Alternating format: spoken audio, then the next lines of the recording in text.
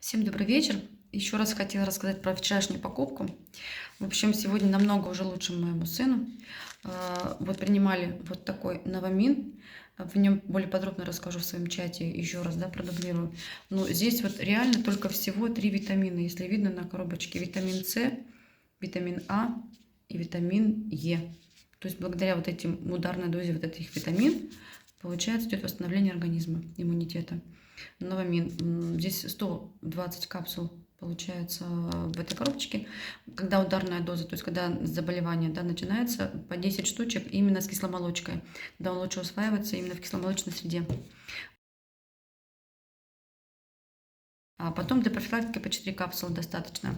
Вот такой нам посоветовали ЭПАМ-7. Он идет тоже противовоспалительный. Что я прочитала, интересно, что здесь получается в составе маточное молоко и прополис. То есть все натурально. То есть там куча различных трав. Если кому интересно, тоже покажу. Помимо этого, конечно же, необходим витамин D.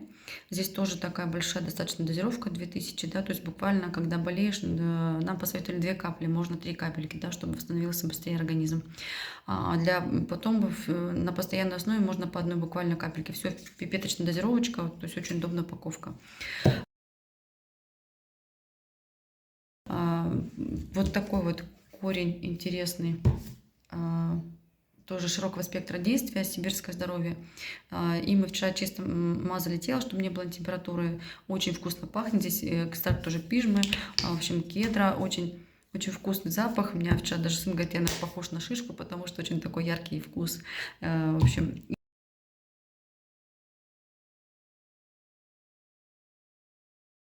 и вот такие жевательные таблетки.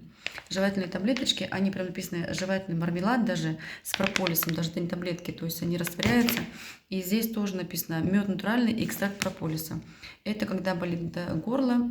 В общем, получается, это тоже снимает натуральный прополис, защищает полость рта от развития вредных бактерий, снимает воспаление и ускоряет восстановление слизистой. То есть очень классные штучки, и буквально по 3 штучки можно в день. То есть вот это первые такие необходимые продукты. И еще есть один тоже продукт, которым можно его и наносить и на крылья носа, да, когда заболевание идет. Можно полоскать с ним горло, тоже попозже про него расскажу.